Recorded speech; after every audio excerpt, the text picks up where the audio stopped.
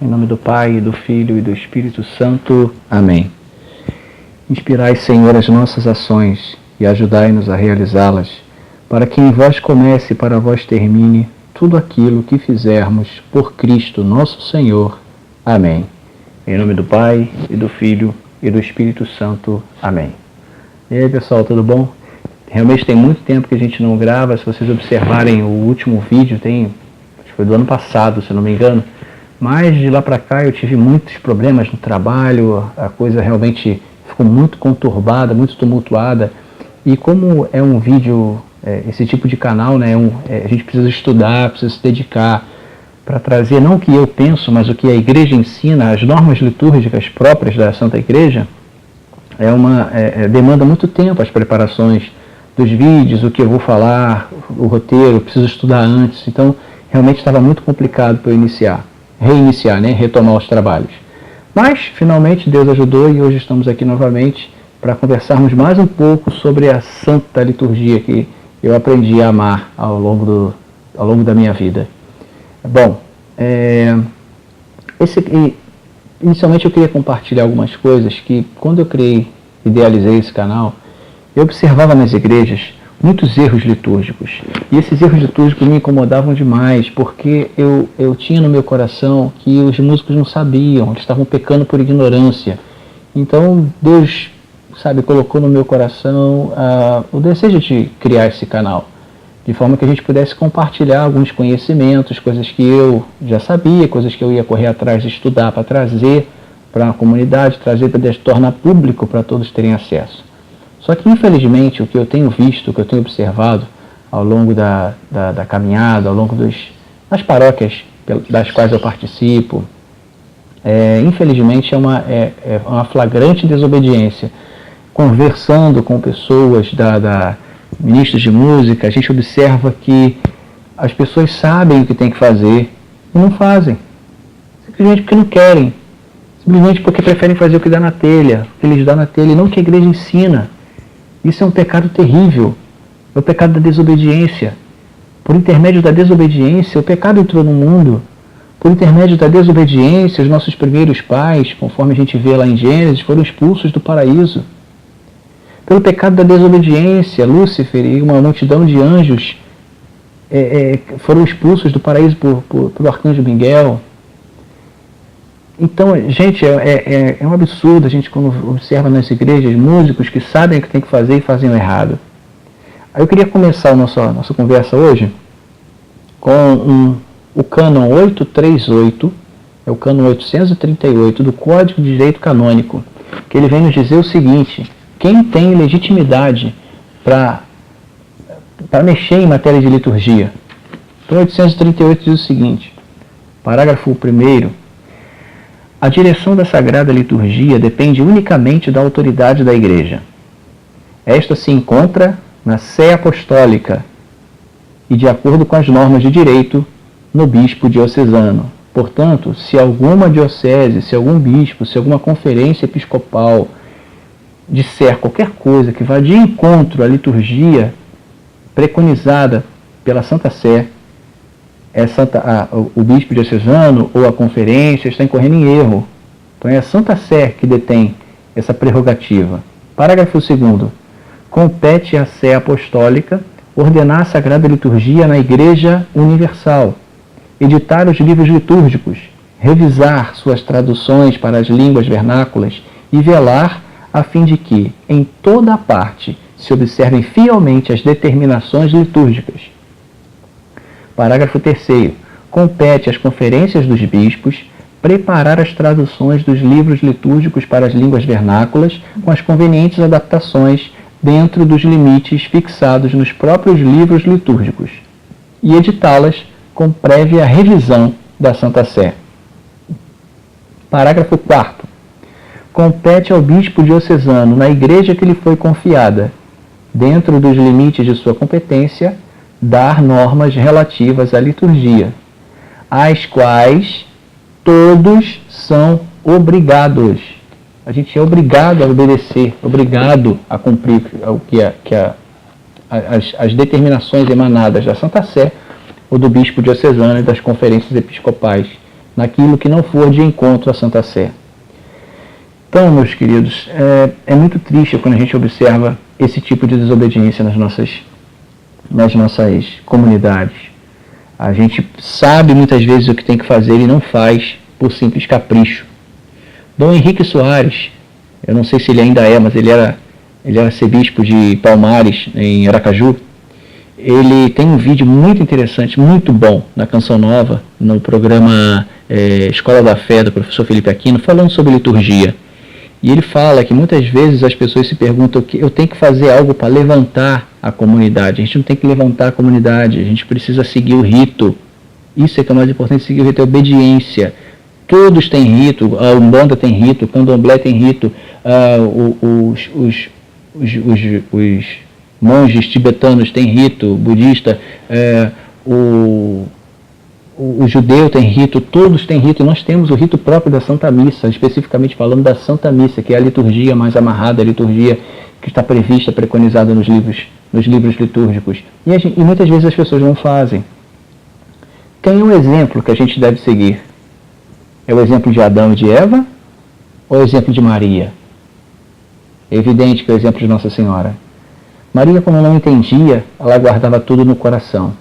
Ela obedecia e guardava no coração, naquilo que ela não compreendia. Então essa deve ser a nossa postura, guardar no coração e seguir o que a igreja recomenda. A postura do músico deve ser sempre essa, é de seguir o que a igreja recomenda, estudar, e estudando, fazer o que está previsto. A missa, Papa Bento XVI falava na época que ele estava à frente da igreja, hoje ele é Papa Emérito, ele falava o seguinte: missa não é lugar de evangelização. E as pessoas estão transformando a Santa Missa, a liturgia da Santa Missa, em grupo de oração. Missa não é grupo de oração.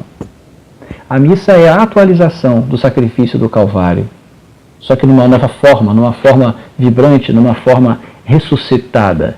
Jesus não está mais presente como sofredor, mas como ressuscitado, como Cristo glorioso presente no céu. Ele se faz presente no meio de nós na Sagrada Liturgia. A Sagrada Liturgia nos une a Deus. A Sagrada Liturgia não deve ficar só no plano da comunidade, mas ela deve transcender, ela deve subir aos céus. E aí a união com o céu, a igreja militante com a igreja triunfante e rogando pela igreja padecente ou purgante, a gente se unir como corpo místico de Cristo. Isso é muito importante, a liturgia é divina. E vamos falar um pouco agora das divisões. Ao longo dos vídeos eu vou entrando em cada pedaço da Santa Missa para a gente ir falando aos poucos. Mas hoje, de modo geral, vamos falar das divisões da Santa Missa, que deve ser de conhecimento de todos. Então a Santa Missa se divide em ritos iniciais. Depois dos ritos iniciais vem a liturgia da palavra. Depois da liturgia da palavra vem a liturgia eucarística. E por último, os ritos finais. E dentro de cada parte da Santa Missa nós vamos ter uma série de cantos para acompanhar o rito.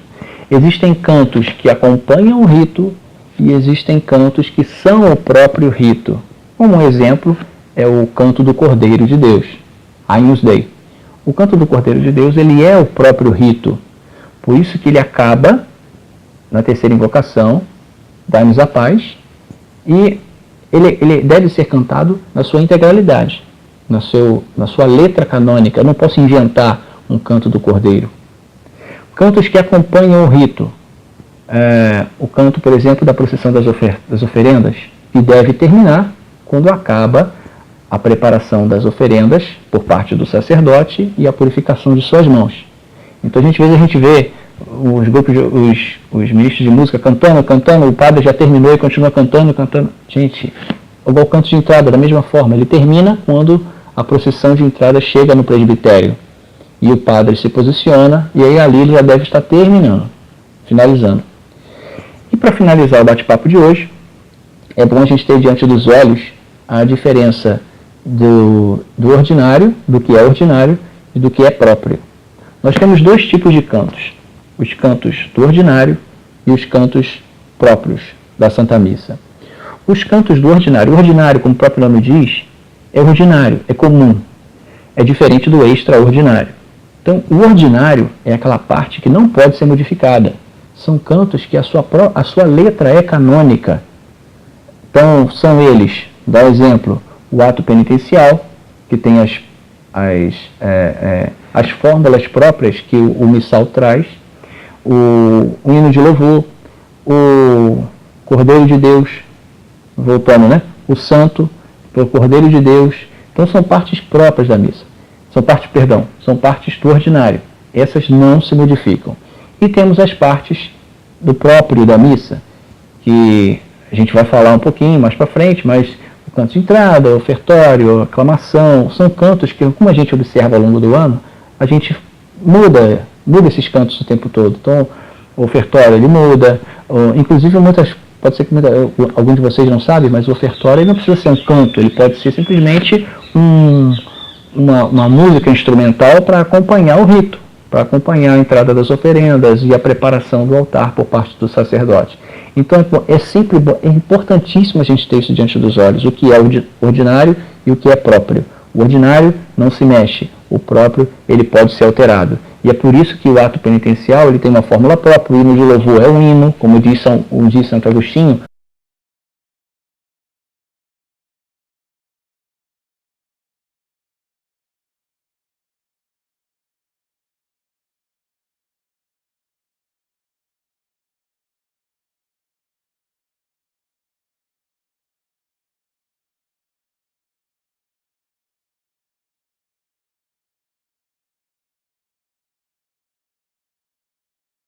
Então a gente traz a letra do hino de louvor, prevista, canônica, e a gente tem que seguir aquela letra. Então uma série de aberrações como glória, glória, aleluia, glória a Deus, glória ao Pai, e não é um hino à Trindade, isso é muito importante. Mas isso tudo é papo para outros vídeos. Então, finalizando, eu espero que a gente possa continuar na caminhada, continue estudando, é muito importante, todos nós músicos, não somente pegarmos o nosso instrumento, fazermos os nossos ensaios e irmos para a Santa Missa e tocarmos a nossa música, mas que a gente reze sempre ao Senhor, para que Ele nos permita cantar a sua própria música e não a nossa, que possamos ser instrumentos nas suas mãos e não fazermos o que nos dá na telha. E lembre-se sempre, é importantíssimo, o mais importante é a nossa obediência como músico, e não fazer o que a comunidade quer. A gente fazer o que Deus quer e trazer a comunidade. A gente não deve descer ao nível do conhecimento litúrgico da comunidade, agradando os homens, mas sim a gente trazer a comunidade para o nível de Deus, para o nível da igreja, da liturgia prevista, preconizada pela Santa Madre Igreja. Então vamos trazer a comunidade para junto de nós, vamos trazer a comunidade para a liturgia santa, a liturgia que a igreja determina que a gente celebre.